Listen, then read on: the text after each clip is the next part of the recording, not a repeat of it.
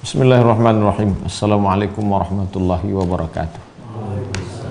Alhamdulillahirabbil alamin wa bihi nasta'inu ala umurid dunya waddin, wassalatu wassalamu ala asyrafil anbiya wal mursalin sayyidina wa maulana Muhammadin wa ala alihi wa sahbihi wa man da'a bi da'watihi wastanna bi sunnatihi ila yaumi liqa'i rabbih. Rabbi shrah li sadri wa yassir li amri wahlul 'uqdatam min lisani yafqahu qawli. Jamaah dimanapun berada, malam ini kita masuk dalam stasiun yang ke-17, menjauhi ghibah. Ghibah dari kata ghaib, kalau orangnya ada, hadir. Kalau orangnya tidak ada, ghaib, tak kelihatan. Makanya kalau ada salat jenazah, tak ada, jenazahnya tidak ada, disebut dengan salat ghaib. Ghibah membicarakan aib orang yang orangnya tidak kelihatan, tidak ada di situ. Diceritakan aibnya, cacatnya, kekurangannya. Berdasarkan firman Allah surat Al-Hujurat ayat 12, A'udzubillahi minasyaitonir rajim. Wala yaghtab ba'dukum ba'dha. Janganlah kamu menghibah, membicarakan aib saudaramu satu sama lain. Ayuhibbu ahadukum ay ya'kula lahma akhihi maita. Maukah kamu memakan bangkai saudaramu? Orang yang menceritakan aib, cacat, kekurangan saudaranya, maka sesungguhnya dia sedang memakan bangkai saudaranya. Sedangkan bangkai tikus orang jijik, apalagi bangkai manusia, apalagi mayat, bangkai. Qala al-musannifu rahimahullah, Imam Abul Qasim Abdul Karim Ibnu Hawazin Al-Qushairi, penulis kitab Ar-Risalah Al-Qushairiyah, berkata, Imam Abu Sa'id Muhammad bin Ibrahim Al-Ismaili meriwayatkan kepada kami dari gurunya Abu Bakar Muhammad bin Husain bin Hasan bin Khalil, dari gurunya Ali bin Hasan, dari gurunya Ishaq bin Isa binti Daud bin Abi Hind, dari gurunya Muhammad bin Abi Humaid, dari Musa bin Wardan, dari Abu Hurairah radhiyallahu anhu, anna rajulan qama, ada seorang laki-laki berdiri, wa huwa ma'a Rasulillah sallallahu alaihi wasallam, dia bersama Rasulullah sallallahu alaihi wasallam, qabla dzalika jalisun, sebelum itu dia duduk, tiba-tiba dia berdiri, faqala ba'dul qaumi, lalu kemudian ada orang lain yang berada di situ berkata, ma'ajaza fulanan, lemah sekali dia, lemah sekali dia. Maksudnya kenapa dia tidak bisa konsisten dari awal sampai akhir? Kalau duduk ya duduk aja, kalau berdiri berdiri aja. Kenapa tiba-tiba dia merubah posisinya? Lemah sekali dia. Mendengar itu apa kata Nabi SAW? Akaltum akhakum, kamu sudah memakan saudaramu. Wa qatabtumuhu, kamu sudah membicarakan aibnya, kekurangannya. Kalau mau menegur dia, tegur dia langsung. Saudaraku, kenapa posisimu berubah? Kenapa kau tidak menghormati Nabi? Bukan dengan cara membicarakannya kepada orang lain, lalu mengajak orang lain buat dosa, menikmati cerita itu tanpa ada solusi. Hadis riwayat Abu Ya'la Al-Mawsili dan Imam At-Tabrani. Wa auhallahu subhanahu wa ta'ala, Allah mengirimkan wahyu ila Musa alaihi salam, kepada Nabi Musa alaihi salam. Man mata taiban, siapa yang mati dalam keadaan bertaubat, minal ghibati, dari ghibah. Ceritakannya aib tetangganya, diceritakannya kekurangan saudaranya, diceritakannya ghibah, gunjing, gosip, gunjing. Kemudian setelah itu dia bertobat, fahuwa akhiru man yadkhulul jannata, dia adalah orang yang terakhir masuk surga. Mencuri, pezina, pemabuk, peminum khamar, korupsi, narkoba, masuk neraka semua. Dan yang terakhir masuk ke dalam surga adalah orang yang taubat dari ghibah. Menunjukkan apa? Azabnya lebih lama. Orang yang minum khamar, dosanya hanya kepada Allah. Orang yang berjudi, dosanya kepada Allah. Orang yang ghibah, kepada manusia, kepada orang yang dighibahi, diceritakan aibnya, kepada orang yang mendengar ceritanya. Kalau yang mendengar cerita itu 10 orang, 10-10-nya gara-gara dia. Bagaimana kalau ghibahnya di televisi, di grup WhatsApp? Berapa orang itu korbannya? Waman mata musirran 'alaiha, siapa yang mati dalam keadaan belum bertobat terus-menerus ghibah, fahuwa awwalu man yadkhulun nara, dialah orang pertama masuk neraka. Dipajang semua pelaku dosa, pezina, pemabuk, peminum khamar, penjudi, pemakai narkoba, semuanya. Siapa yang pertama kali masuk neraka? orang yang melakukan ghibah. Dan kalau orang itu bertaubat, belakangan masuk surga. Hikmah menunjukkan azabnya luar biasa. Oleh sebab itu, apalagi di waktu-waktu kosong musim corona ini, tidak ada kegiatan, memang sedang di rumah, lockdown, PSBB, duduk tidak keluar, tapi sesungguhnya lidahnya tidak bicara, tapi tangannya tidak berhenti, kirim berita ke sana kemari, grup-grup, maka stop, karena ancaman yang begitu keras. Wa qala Auf berkata, dakhaltu ala Ibnu Sirin, saya menemui Imam Ibnu Sirin. Fatanawaltul Hajjaj, lalu saya menceritakan aib Hajjaj. Hajjaj ini adalah orang yang jahat, panglima perang, hobinya safakud dima, menumpahkan darah. Di akhir hayatnya Hajjaj ini luar biasa. Di akhir hayatnya Hajjaj ini sakit keras. Lalu kemudian Imam sahabat Nabi yang mulia Abdullah ibnu sahabat Nabi yang agung dan mulia bernama Anas bin Malik, dia sempat bertemu dengan Anas bin Malik. Kata dia, wahai Anas bin Malik, jangan doakan aku panjang umur, aku sudah tak tahan lagi azab ini. Membunuh aja hobinya, jahat dia memang. Ada saya tulis dalam buku 35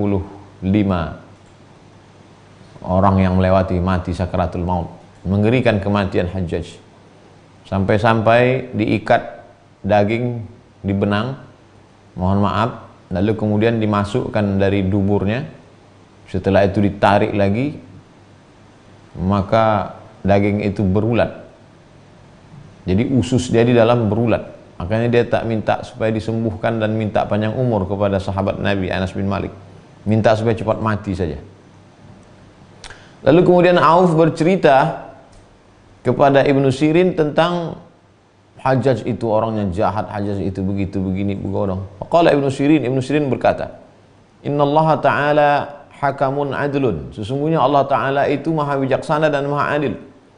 Fakama ya'khudhu minal Hajjaj ya'khudhu lil Hajjaj, sebagaimana Allah Subhanahu wa Ta'ala melihat Hajjaj berbuat silap, salah dan dosa, maka Allah membalas perbuatan Hajjaj.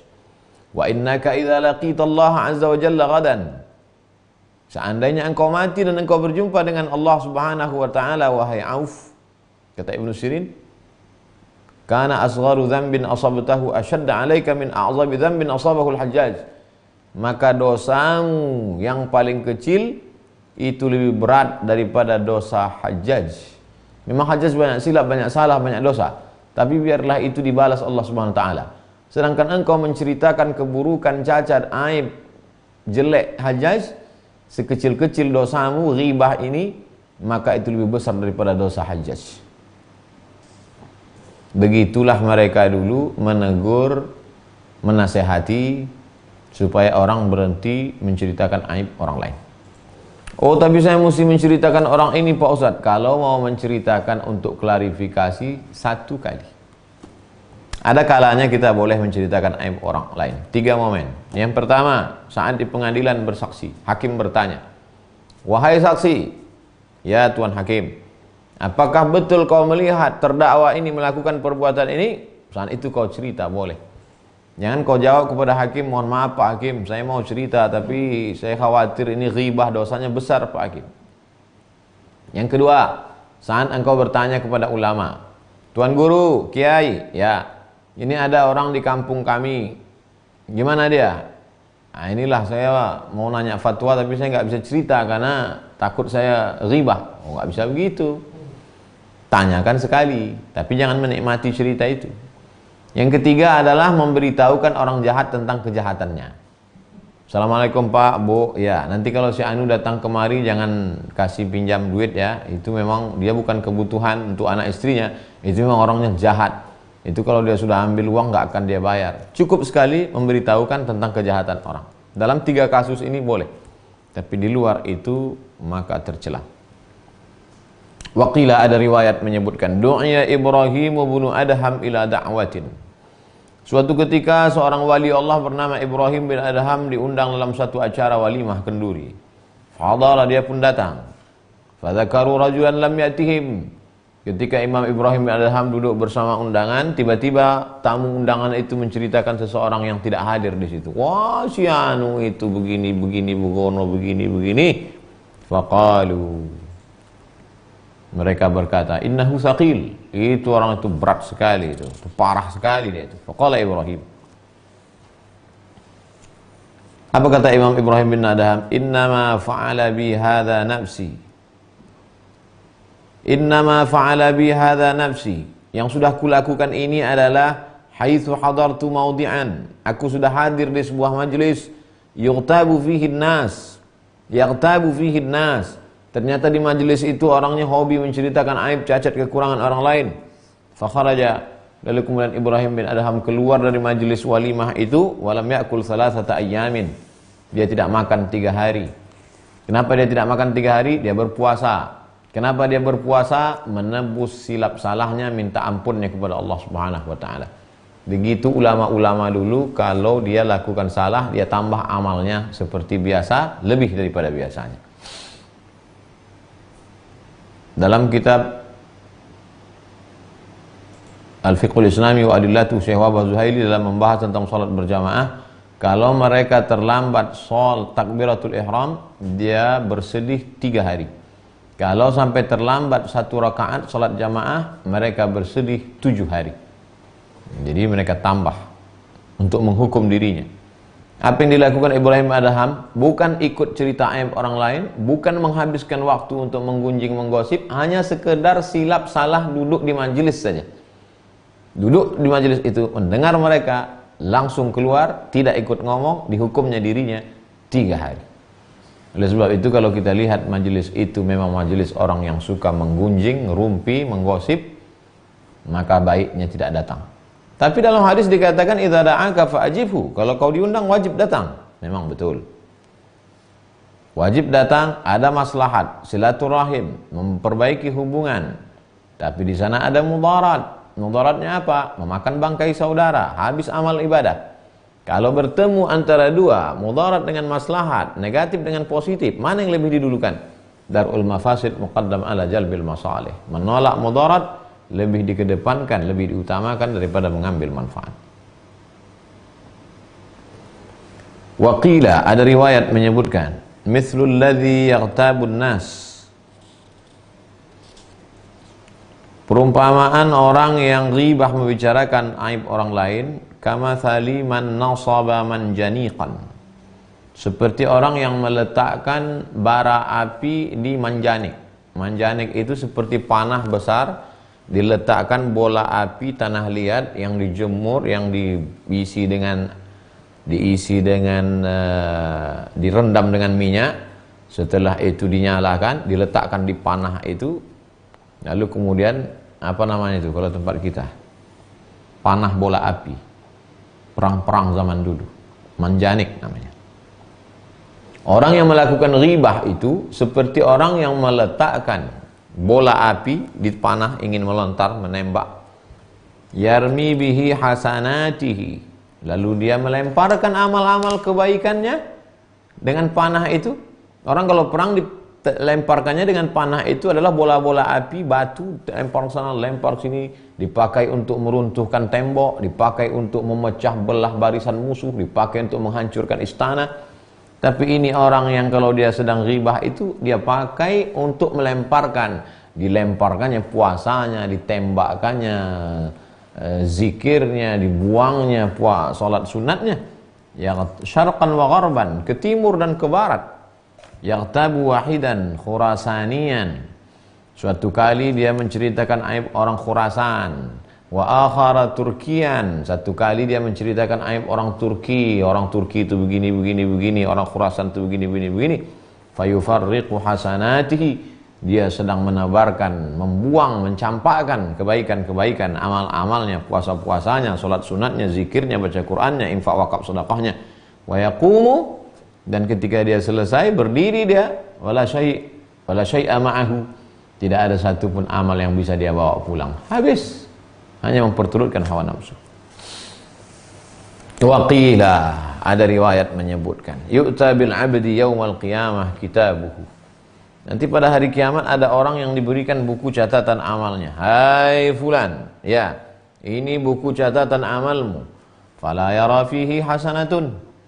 Fala yara fihi, tidak dia lihat, dia buka buku catatan amalnya. Loh, kok enggak ada? Mana sholatku kemarin, mana puasaku kemarin, mana zikirku, mana sedekahku? Padahal kemarin banyak sedekah paket waktu musibah corona, kemana semua? Fayaqulu, dia berkata, aina salati, mana salatku, wa siyami, mana puasaku, wa ta'ati, mana ketaanku. Fayuqalu, dijawab, dhahaba amaluka kulluhu, semua amalmu sudah pergi, hilang, terbang, melayang, tak tersisa walau satu pun. Gara-gara apa? Gara-gara ghibah, gosip. Waqila, ada satu riwayat, manil tiba bi ghibatin, siapa yang diribahi, digosipin, diceritakan orang aib, cacat, kekurangannya, ghafarallahu lahu nisfa dhunubihi, maka Allah mengampunkan setengah dosanya. Berbahagialah orang yang digosipin, berbahagialah orang dapat kabar gembira, wahai yang selalu dijadikan Allah ejekan, karena setengah dosamu sudah diampuni Allah. Tinggal lagi setengah lagi, kau banyak-banyak istighfar, salat sunat taubat, bersih, masuk surga insyaallah.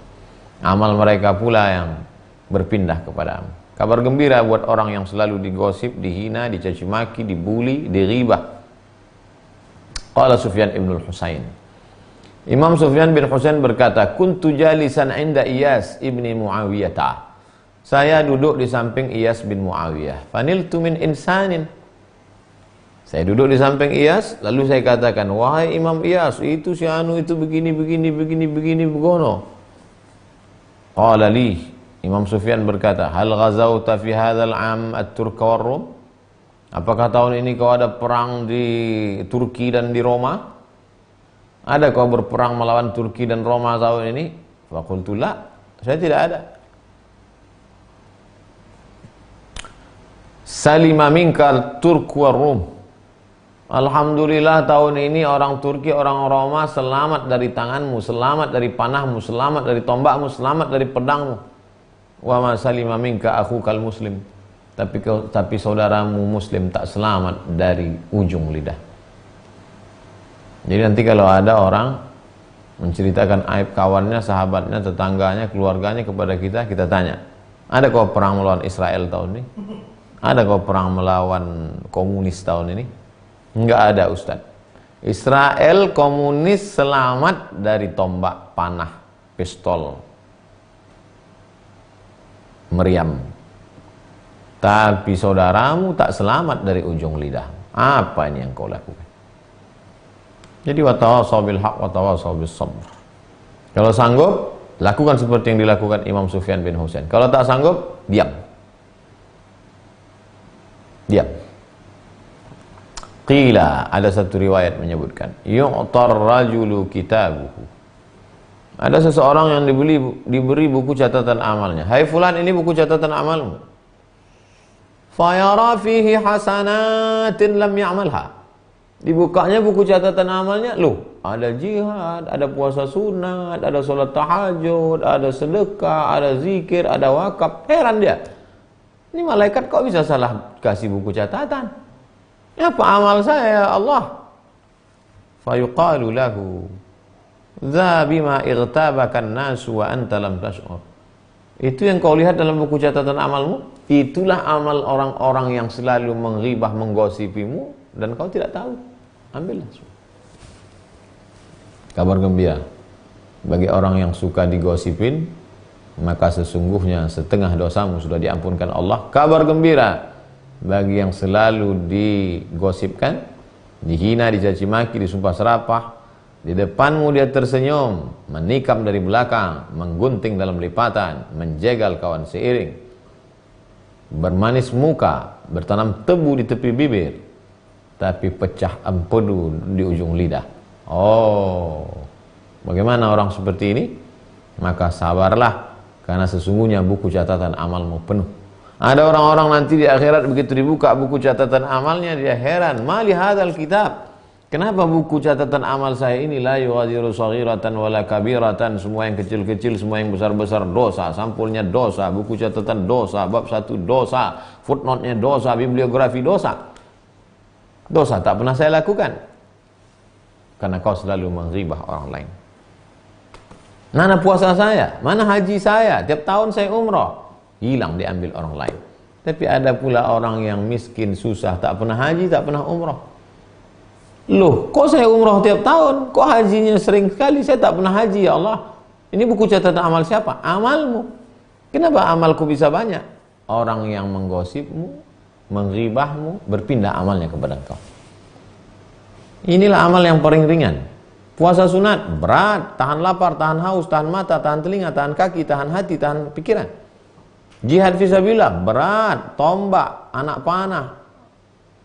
Pakai baju besi kepanasan. Jangankan pakai baju besi, pakai APD aja kepanasan.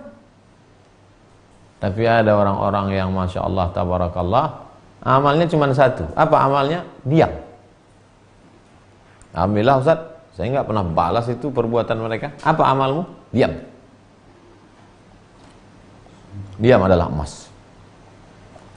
Wa su'ila Sufyan ats-Tsauri an qawlihi. Imam Sufyan ats-Tsauri pernah ditanya tentang hadis Nabi sallallahu alaihi wasallam, "Innallaha yubghidu ahlal baitil lahmiyyin." Sesungguhnya Allah Subhanahu wa taala benci kepada penghuni rumah yang suka memakan daging. Loh, suka makan sup daging, tom yam daging, gulai daging. Kenapa Allah membencinya? Imam Sufyan ats-Tsauri menjawab, "Humul ladzina yaghtabuna an-nasa ya'kuluna luhumahum." Mereka adalah orang-orang yang suka ghibah, gosip, menceritakan aib orang lain. Mereka itu sama seperti memakan bangkai saudaranya, serumah. Karena kita ini dianggap adalah bukan cuma serumah, serahim, seperut saudara. Wa dzukiratil ghibatu 'inda 'Abdillah bin al-Mubaraki. Suatu ketika disebutkan ghibah di samping Abdullah bin Mubarak. Imam Abdullah bin Mubarak sedang duduk, tiba-tiba ada orang menyebutkan ghibah. Si anu, si ini, begono, si anu, si ini, begini, si ini. Faqala, "Lau kuntu mughtaban ahadan laghtabtu walidi." Seandainya aku tergoda untuk menceritakan aib orang lain, pastilah yang kuceritakan aib bapakku. Seandainya aku tergoda untuk menceritakan aib orang lain, pastilah yang kuceritakan aib ayahku. Mengapa begitu wahai Abdullah bin Mubarak? Li'annahuma ahaqqu bihasanati. Karena ayahku, emakku, ibuku, bapakku, papaku, mamaku lebih berhak untuk mengambil segala kebaikanku. Ketika ku ceritakan aib tetanggaku, maka sholatku, puasaku pindah ke tetanggaku. Ketika ku ceritakan aib lawanku, maka ibadahku berpindah ke dia. Seandainya boleh aku menceritakan aib orang, maka pasti akan kuceritakan aib ayahku, aib ibuku. Kenapa? Karena dengan menceritakan aib mereka, berpindahlah amalku kepada mereka, karena mereka lebih layak untuk mendapatkan baktiku. Qala Yahya bin Mu'az, Imam Yahya bin Mu'az berkata, "Liyakun hazzul mu'mini minka thalatha khisalin." Kalau engkau punya kawan, punya saudara, punya tetangga, punya kawan, kalau bisa saudaramu itu mendapatkan 3 hal dari dirimu. 1, illam tanfa'hu fala tadurrahu. Kalau kau belum bisa memberikan manfaat untuk dia, jangan kau berikan mudarat. Di musim corona ini, kalau kau belum bisa ngasih beras ke dia, jangan kau bully dia. Kalau kau belum bisa menyenangkan hatinya, jangan kau hina dengan kata-kata kasarmu. Kalau kau belum bisa tersenyum padanya, jangan kau tunjukkan muka cemberutmu. Illam tanfa'hu fala tadurrahu. 2, wa illam tasurrahu fala taghummahu. Kalau kau belum bisa melapangkan hatinya, jangan kau susahkan hatinya. Assalamualaikum Ustaz. Waalaikumsalam. Hilang helm saya Ustaz. Masih syukur helm kau hilang. Kemarin jamaah motornya hilang. Mestinya kalau memang kau mau lapangkan dia, kau buka dompetmu, kau kasih berapa harga helmmu itu? 50.000 Ustaz. Ini pilih helm. Begitu. Kalau kau tak bisa, jangan kau susahkan. Ini udahlah dia datang mengeluh, Ustaz hilang helm. Besok kepala kau hilang. Wa illam tamdahu fala tazummahu. Kalau kau belum bisa memuji dia, janganlah kau caci maki dia. Kalau bisa puji dia, pujian tidak berlebihan, pujian membangkitkan motivasi. Oh, hebat adik-adik mahasiswa sekarang ya. Kreatif kalian ya. Kami dulu mahasiswa nyantai, kalian sekarang aktif ya. Adik-adik di lampu merah ini udah berapa lama nih dek ngumpulkan uang untuk musibah COVID-19? Untuk apa nih dek duitnya? Ini Pak, kami nggak bisa apa-apa, cuman ngumpulin duit masyarakat Pekanbaru supaya beli APD, juga untuk makan siang abang-abang ojol. Ah bagus, pujilah dia. Andai pun tak puji, senyum aja. Jangan pula, kemana duitnya kalian ambil? Jangan kalian ambil, bawa pulang semua. Memang mahasiswa setan kalian nih. Janganlah begitu.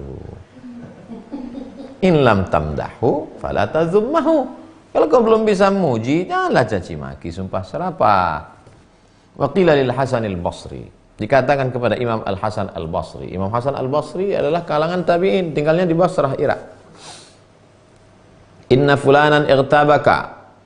Imam Hasan Basri, ya, itu si fulan, dia menceritakan aibmu, ghibah. Fa ba'atha ilaihi tabaqa halwa.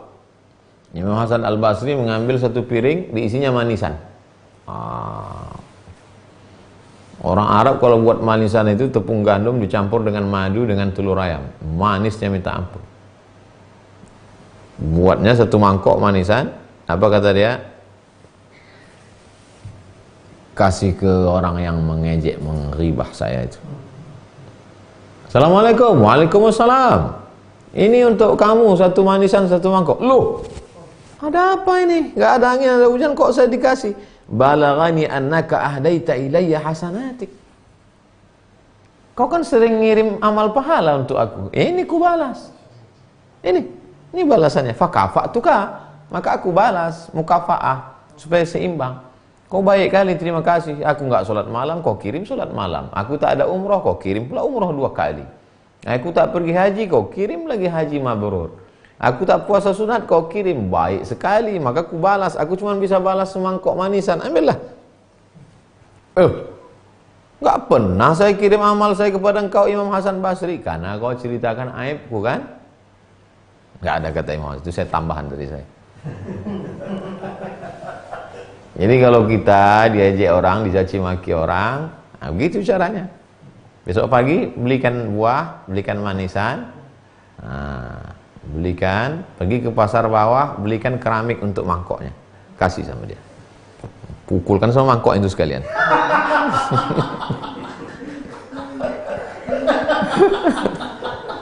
Kau yang sering ngejek aku kan kalau pas kan. Ternyata kita jauh dari Imam Hasan Al-Basri, jauh kita, Allah. Jadi membaca ini, Imam Hasan Basri tak ada dia menasehati kita, sabar ya, tak ada. Misalnya Imam Hasan Basri berkata, kalau kau diejek orang bersabarlah, balas, enggak. Tapi cara dia itu ablagh, lisanul hal afsah min lisanil maqal. Perbuatan lebih menyentuh daripada ucapan. Coba seandainya Imam Hasan Basri, kalau kau diejek orang sabarlah, surga sudah menunggu, bidadari, apa kata orang? Alah. Tapi begitu langsung action, menyentuh. Walaupun kita tak bisa seperti dia. Akhbarana Ali bin Ahmad Al-Ahwazi. Imam Ali bin Ahmad Al-Ahwazi meriwayatkan kepada kami, kata Imam Al-Qushairi. Dia meriwayatkan dari gurunya Ahmad bin Ubaid Al-Basri, dari gurunya Ahmad bin Amr Al-Qatuni, dari gurunya Sahal bin Uthman Al-Askari, dari gurunya Rabi' bin Badr, dari gurunya Aban, dari sahabat Nabi Anas bin Malik radhiyallahu an, dari Nabi Muhammad sallallahu alaihi wasallam. Man alqa jilbab al-haya'i an wajhihi fala ghibata lah. Siapa yang sudah mencampakkan kain penutup dirinya. Kita ini kan bisa tampil di depan orang karena ditutup kain. Kepala ditutup kain, badan ditutup kain, lengan ditutup kain, kaki ditutup kain. Maka siapa yang sudah mencampakkan kain penutup dari dirinya sehingga tak lagi ada malunya, fala ghibatalah, maka menceritakan aibnya itu tidak ghibah. Apa maksudnya? Kita menceritakan itu supaya masyarakat tahu. Kamu jangan pilih si Anu, dia mau jadi kades kan? Jangan. Itu pemabuk, nyabu dia itu. Nah, itu bukan ghibah, itu menyadarkan masyarakat supaya jangan sampai salah pilih, menderita kalian nanti. Man alqa jilbabal haya an wajhi fala ghibata. Dia sendiri tidak menutupi aibnya dengan melakukan perbuatan dosa. Tapi kalau dia pernah silap-silap salah sekali, ditutupinya. Tobat dia, kita bukakan, itu ghibah. Kalau sudah tahu dia tobat, tutup. Man satara musliman satarallahu anhu yaumal qiyamah. Siapa yang menutup aib saudaranya, maka Allah akan menutup aibnya pula nanti pada hari kiamat. Siapa yang membukakan aib saudaranya yang sudah bertobat, maka sebelum mati dia pasti melakukan perbuatan itu. Hukuman dari Allah SWT. Sami'tu Hamzah bin Yusuf As-Sahmi. Aku mendengar Imam Hamzah bin Yusuf As-Sahmi berkata dari gurunya Abu Tahir Muhammad bin Usaid Ar-Raqi, dari gurunya Ja'far bin Muhammad bin Nusair, dari Imam Junaid. Kata Imam Junaid, kuntu jalisan fi masjid Shunzaih. Aku duduk di masjid, antaziru janazatan, janazata usalli alaiha, menunggu jenazah yang mau saya solatkan solat jenazah. Saya duduk nunggu di masjid, nunggu solat jenazah.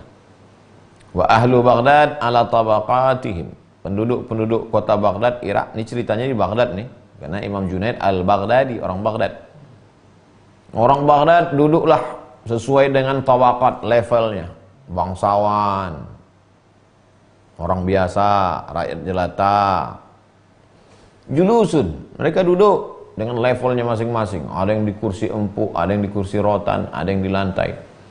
Yantazirun al-janazah, semuanya menunggu jenazah datang. Fara'aitu faqiran, lalu aku melihat ada satu orang fakir, orang miskin, orang susah. Alaihi atharun nusuk, kulihat dia ada bekas ibadah. Bekas ibadah, kelihatan bahwa dia orang yang taat beribadah. Kelihatan itu dari wajahnya, dari ada bekas-bekas ibadah. Tapi dia yas'alun nas, minta-minta, ngemis, Pak, minta duit, Pak. Faqultu fi nafsi, terlintas dalam hatiku, law amila hadha amalan yasunu bihi nafsahu kana ajmal. Andailah orang yang susah kelihatannya rajin ibadah ini kerja untuk menjaga dirinya supaya jangan minta-minta, kan lebih baik. Lebih baik jaga diri dengan kerja daripada minta-minta. Terlintas dalam hati Imam Junaid. Tidak sempat teromong, tidak ada dia ucapkan ke orang, tidak ada. Hanya terlintas saja dalam hati. Masa minta-minta? Kalau kerja kan bagus.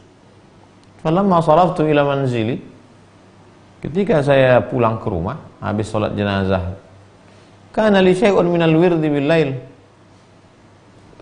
Biasanya saya ada wirid-wirid waktu malam. Baca istighfar, berzikir, salawat, sholat, baca Quran. Hatta buka, habis itu saya muhasabah, nangis, sholat tahajud, wa ghairi dzalik, dan wirid-wirid yang lain. Fasaqula alayya, bukan main beratnya malam itu. Auradi, wirid yang biasanya ringan bangun malam, biasanya ringan baca Quran, biasanya ringan zikir, beratnya minta ampun. Wasahartu, lalu kemudian saya bangun. Wa ana qa'id, saya duduk, faghalabatni ainani, saya duduk, mata saya berat, ngantuk, mau tidur. Pas mau tidur itu, sedang terlayang-layang itu, fara'aitu dzalikal faqir, nampakku orang fakir yang tadi siang kuhina dalam hatiku itu. Ja'u, masyarakat datang membawa dia, ala khawanin mamdud, membawa meja. Masyarakat datang membawa dia dengan bawa meja. Wa qalu, dan masyarakat berkata kepadaku, kul lahmahu, bawa meja, di situ ada dagingnya. Apa kata masyarakat? Makan dagingnya, makan. Faqad ightabtahu, kau sudah menghibah dia. Wa kasyafali anil hal, terjadi kasyaf, tersingkap hijab Allah Subhanahu wa taala membukakan hijab kepada saya, tersadarlah saya. Fakultu, lalu kemudian saya pun berkata, maghtabtuhu. Padahal saya tak ada menghibah dia, tak ada saya ceritakan aibnya, hanya terlintas dalam hati saya saja. Innama qultu li nafsi syai'an, hanya terlintas di hatiku tadi. Faqila li ma anta mimman yurdi minka bimithlihi. Ma anta mimman yurdi minka bimithlihi. Orang-orang selevel macam kau ini maka tak layak untuk melakukan seperti itu. Jadi semakin dekat kita kepada Allah, tegurannya makin cepat. Jadi saya selama ini Pak Ustadz banyak menceritakan aib orang, tapi saya tak ada hukumannya. Berarti kau jauh. Kalau dekat, cash and carry dia. Idhab fastahillahu, pergi cari dia, minta maaf. Jadi sampai sehalus itu Allah Ta'ala langsung menegur Imam Junaid Al-Baghdadi, wali Allah. Fa asbahtu, pada waktu subuhnya, lam azal ataraddad, saya masih bimbang, hatta ra'aitu fi mawdi' yaltaqitu minal ma'.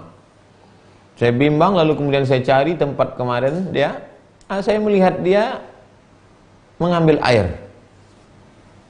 Inda tazayudil ma', saya lihat dia mengambil air. Awraqan minal baqali mimma tasaqat min ghuslil baqal. Lalu kemudian dia ada beberapa daun, barang-barang dagangan, tasaqat an ghuslil baqal, kemudian jatuh daun-daun, buah-buah yang sedang dia cuci itu. Fasallamtu alaih, lalu saya ucapkan salam kepadanya. Assalamualaikum tuan. Waalaikumsalam. Ya Abul Qasim, ta'ud? Dia menjawab, Assalamualaikum. Waalaikumsalam wahai Abu Qasim. Ta'ud, kau kembali? Faqultu la. Aku jawab tidak. Kau kembali? Tidak. Faqala, dia berkata, ghafarallahu lana walak, semoga Allah mengampunkan kita dan mengampunkan engkau. Rupanya dia pun juga termasuk wali-wali Allah Subhanahu wa ta'ala. La ya'riful wali illal wali. Tak ada yang tahu wali kecuali wali. Jadi begitu cara Allah menegur, begitu cara Allah meluruskan.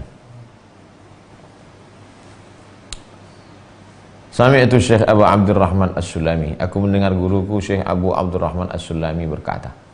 Sami'tu Abu Tahir Al-Isfaraini, aku mendengar Abu Tahir Al-Isfaraini berkata.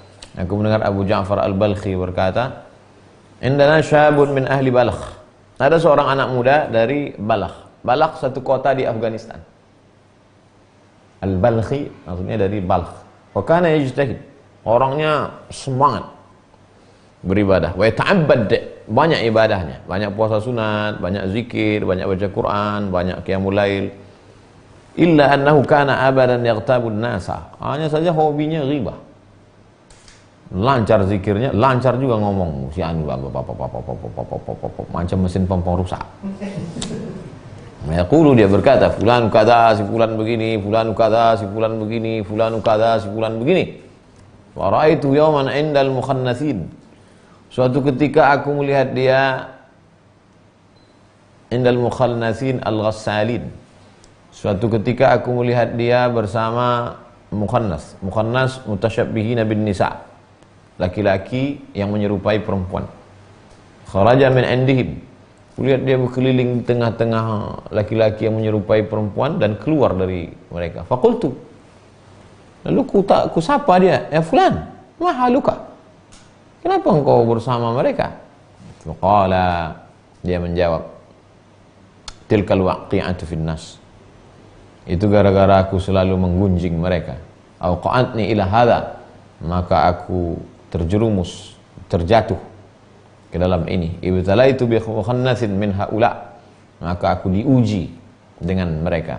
Wa ana akhdumuhum min ajli, hari ini aku menjadi pelayan mereka. Wa tilkal ahwalu kulluha dhahabat, adapun yang selama ini aku pernah mengalami ahwal, jamak dari hal, Allah mengkondisikan engkau pada suatu kondisi taat beribadah, dhahabat, hilang semuanya.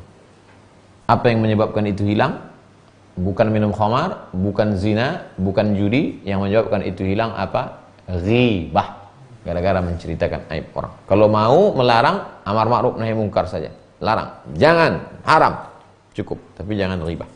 Fad'ullaha an yarhamani. Tolonglah doakan aku supaya Allah mencurahkan rahmatnya dan mengampuni aku. Begitu kata dia. Mudah-mudahan kita diselamatkan Allah Subhanahu wa taala dari ghibah. Amin ya rabbal alamin. Itulah malam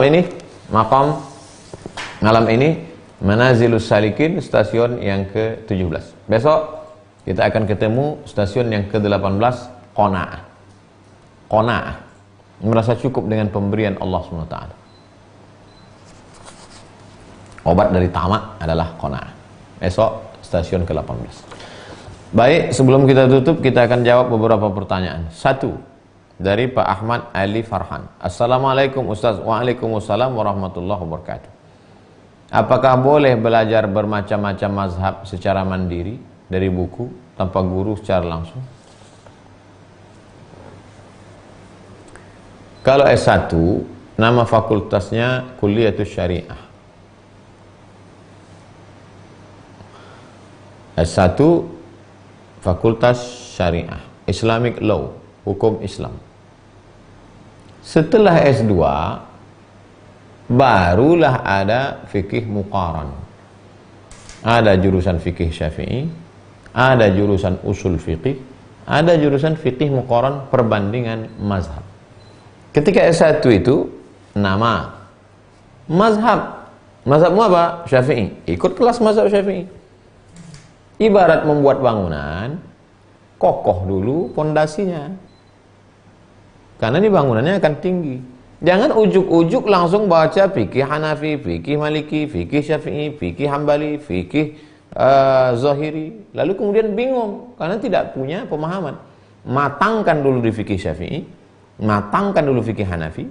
Nanti setelah S2 baru ambil fikih perbandingan mazhab, muqaranatul madzhab. Untuk saat ini amat sangat perlu fikih perbandingan mazhab. Tapi di S2 pun tetap ada pembimbing supervisor, ada gurunya. Sudahlah fikih Syafi'inya nggak kuat, tiba-tiba ujuk-ujuk baca fikih perbandingan mazhab, bingung sendiri, cari solusi sendiri, galau sendiri, dhalla wa adalla, bisa sesat dan menyesatkan. Karena bukan senang masalah mazhab ini. Ada istilah-istilah khusus dalam mazhab. Ada istilah khusus dalam mazhab Hanafi yang tidak ada dalam mazhab Syafi'i. Oleh sebab itu berguru, man la syaikha lahu fasyaitanu syaikhuhu. Kecuali dia memang sudah khatam dalam masalah ini. Matan takrib, setelah khatam matan takrib, Fathul Qorib, matang Fathul Qorib, lalu kemudian naik ke atas baca I'anatut Talibin, setelah itu baru Mahalli, setelah itu baru dia baca kitab Radatut Talibin wa Umdatul Muftin, Majmu' Syarah Muhadzab, kemudian Al-Hawi Al-Kabir Imam Al-Mawardi, Al-Majmu' Imam An-Nawawi. Matang dulu bangunan mazhab Syafi'inya, kokoh, baru buat rumah yang baru. Jadi tidak campur-campur, tidak bingung sendiri. Adapun ulama-ulama kita yang ahli-ahli fikih di Indonesia ini, itu memang sudah matang mereka. Mazhabul am, mazhab man yuftih. Orang yang awam, dia mengikuti mazhab muftinya. Siapa yang ngasih fatwa ke dia? Itulah guru kita. Kuatkan dulu basic mazhab Syafi'inya, setelah itu baru baca mazhab yang lain. Fikih perbandingan mazhab yang selalu dipakai di pondok yang mengajarkan perbandingan mazhab, Bidayatul Mujtahid wa Nihayatul Muqtasid, Imam Ibn Rushd. Di barat dia dikenal dengan nama Averroes. Orang barat tidak belajar fikihnya, filsafatnya, tapi di Islam dipelajari fikihnya. Baik, Rosanti Muhsin, Ustadz, apakah saya wajib mengeluarkan zakat profesi dengan penghasilan saya 85 gram per tahun, sementara saya memiliki 3 orang anak yatim yang semuanya sekolah di luar kota?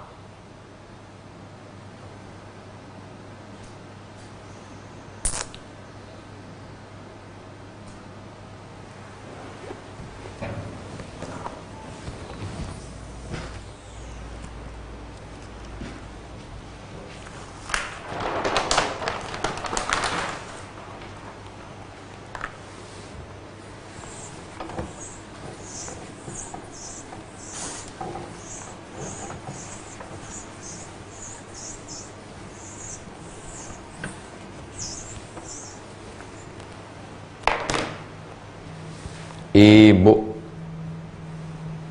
punya suami bapak, lalu lahirlah anak. Meninggal bapak, siapa tanggung jawab anak? Tanggung jawab anak, makannya, pakaiannya, sekolahnya adalah wali si anak. Harta warisan almarhum karena anak belum balik, belum dewasa, yang mengelolanya adalah wasi, penerima wasiat. Wa batalul yatama hatta idza balagun nikah. Anak yatim ini terus dijaga hartanya sampai dia usia menikah. Nanti kalau sudah, baru serahkan hartanya. Ya anak yatim, dulu ayah kalian ada meninggalkan kebun sawit, ruko, ini ambil. Sementara sebelum itu, maka si wasi yang mengelola. Jadi anak-anak ini bukan tanggung jawab ibu, tanggung jawab keluarga laki-laki, tanggung jawab penerima wasiat. Nah, ibu sendiri, ibu punya penghasilan 85 gram emas kali 1 gram 500.000, maka 1 tahun 42.500.000 dibagi 12 bulan, maka 1 bulannya 3,6 juta. Jadi yang menjadi patokannya adalah 85 gramnya. Kalau diperbulankan 3,6-nya. Bukan pengeluarannya berapa. Bukan pengeluarannya berapa, tapi pendapatannya berapa. Kalau pendapatan ibu ini setahun, ini sebulan, maka ibu keluarkanlah 2,5%. Begitulah fikih. Jadi jangan, oh ya angsuran mobil saya, kredit motor saya, ini, anak ini. Yang dilihat adalah pendapatannya. Kalau ibu dapat 1 bulan 4 juta, maka keluarkanlah 100.000. Bukan banyak yang diminta Allah Ta'ala. 100.000. Keluarkan 100.000. Setahun 1.200.000. Tiap bulan keluarkan. Maka itulah tentang masalah. Jadi jangan dicampur aduk. Karena saya menanggung ini Pak Ustadz, maka saya tidak bisa baik. Oh, nggak bisa begitu. Tapi anak ini kan bukan tanggung jawab saya. Iya, bukan tanggung jawab ibu. Kalau begitu bagaimana kalau zakat saya kasihkan ke dia? Seorang istri boleh berzakat ke suaminya. Andai suami ibu masih hidup, dia susah, tak ada kerjaan, ibu ada penghasilan, ibu boleh berzakat kepada suami. Hei suami, ku tengok kau susah kali, ini ku kasih kau zakat. Jangan kau macam-macam. Oleh sebab itu, tapi suami tidak boleh berzakat kepada istri. Kenapa? Kenapa istri bisa berzakat ke suami? Kenapa suami tak bisa berzakat ke istri? Karena suami wajib menafkahi istri dan istri tak ada kewajiban untuk menafkahi suami. Wallahu a'lam bishawab. Dari Bapak Abdul Rasyid, Ustadz, apa hukumnya seorang wanita memotong rambut dan kukunya ketika sedang haid? Dan bagaimana cara mengganti sholat?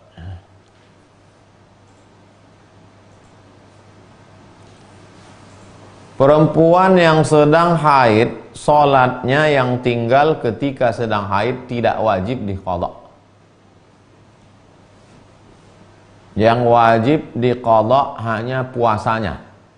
Puasa Ramadan 30 hari, tinggal karena haid 7 hari, ganti di hari yang lain. Itulah ucapan Aisyah, kunna nu'maru biqada'is shaum walam nu'mar biqada'is shalah. Kunna, kami diperintahkan mengqadha puasa, tidak diperintahkan mengqadha salat. Kami di situ maksudnya Aisyah, perempuan haid. Tak ada perintah qadha salat. hanya qada puasa saja. Adapun rambutnya dalam mazhab Syafi'i, maka rambutnya, kukunya dibawanya nanti waktu mandi. Sedang haid, kukunya itu makanya orang-orang tua kita dulu, termasuk almarhumah mendiang mak saya dulu, saya tengok tuh di laci mesin jahit, kuku, rambut, nanti waktu dia mandi dibawa. Lalu ketika sampai di Mesir, saya tanya kepada majma' buhus, namanya Syekh Said Askar. Itu pula hebatnya Mesir, mudah kita menemui ulama-ulama. Assalamualaikum Syekh Said Askar. Waalaikumsalam. Jumpa, saya cium tangannya. Kana min taqalid fi biladina annal ummahat idza saqatat sya'ruha, perempuan di tempat kami kalau gugur rambutnya, azfaruha, kukunya, ihtafazat biha, disimpannya, summa tasalat ma'aha, kemudian dibawanya mandi. Kata Syekh Said Askar, ya beni, wahai anakku, kalau rambutnya itu gugur atau kukunya itu putus patah, maka itu sama seperti sampah saja, dibiarkan, kata Syekh Said Askar. Tapi sebaiknya ketika dia sedang dalam masa haid, jangan memotong rambut dan jangan menggunting kuku. Kan bisa dia agak-agak itu. Wah, ini sebelum masa haid itu potong. Dalam sedang haid, tunggulah nanti setelah. Tapi kalau dalam masa haid itu patah kukunya atau gugur rambutnya, maka kata Syekh Said Askar, dibiarkan saja. Nah, cuman yang ketat mazhab Syafi'i disimpan. Itulah jawaban ulama dan yang ada dalam kitab-kitab mazhab Syafi'iyah. Wallahu a'lam bishawab. Kemudian Syakil Shanum, Ustadz, di pertemuan sebelumnya Ustadz katakan orang meninggal karena corona adalah mati syahid. Apakah berlaku hanya wabah corona ini saja Ustadz? Mabutun, orang yang sakit perut. Sakit perutnya karena niatnya niat baik, makan. Orang Islam tuh makannya itu amal.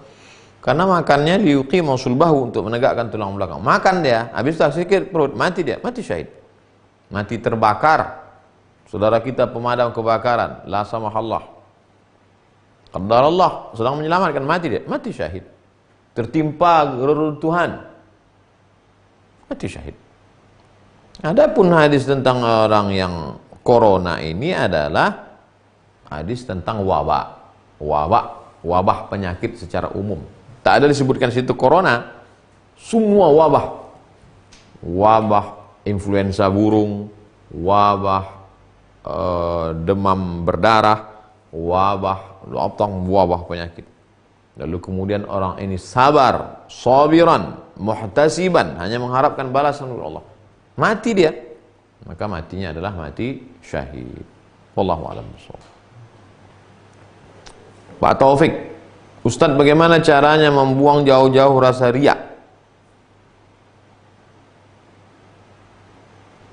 Pertama, bagaimana cara membuang rasa riak? Duit pegang 50.000, 100.000, lewat kotak depan. Mau dimasukkan ke dalam kotak, takut riak, tak jadi. Tarkul amal li ajlin nas riak, tak jadi beramal karena ingin dipuji orang, riak. Enggak jadilah, riak. Wal amal li ajlihim syirik, masukkan pelan-pelan supaya dipuji orang. Oh, tengok pula CCTV, ada jalan tak? Wal amal li ajlihim syirik, tak jadi beramal karena takut dipuji orang, riak. Beramal supaya dipuji orang, syirik. Lalu bagaimana caranya? Luruskan niat, bersihkan hati, beramal. Ada lintasan, astagfirullah. Yang kedua, bagaimana cara membersihkan dari takabur, sombong, angkuh? Sadarkan diri, kau bukan apa-apa, kau bukan siapa-siapa. Saya kalau pergi urusan ke kantor, kalau saya nampakkan wajah saya, tentu disambut security, diberikan tempat parkir. Wah, nah, jadi kita sebelum musim corona ini pun pakai masker. rasakan kita menjadi orang yang berurusan normal, wajar seperti biasa. Jangan parkir sini Pak, ini untuk Pak Direktur, sana. Parkir kita jauh. Ngantri katanya, ngantri. Apa sudah dekat mau urusan, baru tengoknya KTP. Ustaz kata dia. Nah, rasakan. Nah, itu menghilangkan sama. Itu menghilangkan takbur. Karena kalau kita terlalu sering dilayani orang, kita akan terus lama-lama kita merasa raja, merasa penguasa, lama-lama kita akan berkata celaka 12, ana rabbukumul a'la, akulah Tuhan kamu. Nauzubillah. Saya, aku. Siapa yang merasa dirinya ada kedudukan, maka dia terhijab dari Allah. Coba ikuti pertemuan keberapa kemarin ketika man sya'ura anna lahu qimah. Siapa yang merasa bahwa dirinya ada kedudukan, ada nilai, maka dia terhijab dari Allah SWT. Merasakan bahwa dirimu bukan apa-apa, bukan siapa-siapa, tak ada daya, tiada upaya, hanya Allah semata. Bagaimana menghilangkan was-was ketika sedang ibadah, muncul dengan sendirinya. Qul a'udzu birabbin nas, malikin nas, ilahin nas, min syarril waswasil khannas, alladzi yuwaswisu fi sudurin nas minal jinnati wan nas. Itu doanya. Di antara penyebab was-was wudu batal. Batal enggak wudu nih? Rusak enggak wudu nih? Jangan, itu adalah tidak pakai terompah dalam WC. Lantai memerci air najis, tapak kaki menginjak, muncul was-was, maka disuruh pakai terompah. Itu ikhtiarnya, bukan ini doanya. Ikhtiarnya pakai terompah. Penyebab was-was, makan syubhat. Hindari makan syubhat supaya bersih dia, jangan was-was. Ikhtiar, usaha, tawakal kepada Allah SWT. Mudah-mudahan kita diselamatkan dari was-was ini insyaallah. Terima kasih segala perhatian jamaah, mohon maaf segala kesilapan dan kekhilafan. Jangan lupa esok malam kita tetap, besok tanggal 20 malam ini sudah masuk 21 Sya'ban. Besok hari Selasa, Rabu, Kamis, Jumat, Sabtu, Ahad, Senin, Selasa, Rabu. Besok Rabu, Kamis, Jumat, Sabtu, Ahad, Senin, Selasa, Rabu, Kamis. 9 hari lagi. 9 hari lagi kita masuk bulan suci Ramadan. Bertaubat, banyak ngaji, bersihkan hati, bersihkan diri, bersihkan mata, bersihkan pikiran, bersihkan makan, bersihkan langkah kaki, bersihkan lidah, karena kita akan menuju bulan yang suci. Besok malam insya Allah kita jumpa dalam stasiun yang ke-17, stasiun Qona. Terima kasih segala perhatian, mohon maaf segala kesilapan. Subhanakallahumma wa bihamdika asyhadu an la ilaha illa anta astaghfiruka wa atubu ilaik. Wa sallallahu ala sayyidina wa maulana wa syafi'ina wa dhukhrina Muhammad wa ala alihi wa sahbihi wa sallam walhamdulillahi rabbil alamin. Wassalamualaikum warahmatullahi wabarakatuh.